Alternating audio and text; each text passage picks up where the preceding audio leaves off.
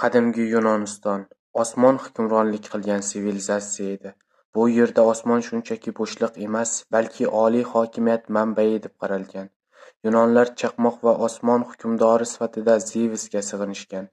Antik tarixchi Gerodot uni butun tartibning kafolati deb ataydi. Zevs hokimiyatga osonlik bilan kelmagan. Otasi Kranos farzandlarini yutgan bo'lsa-da, Zevs yashirincha saqlanadi va ulg'aygach, ukalari Poseidon va Hadis bilan birga otasiga qarshi mashhur Titanomaxiya urushini boshlaydi.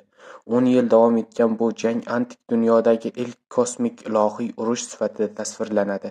G'alabadan so'ng Zevs chaqmoqni o'z qiroliga aylantirib, Olim tog'ida hukmronlik qiladi.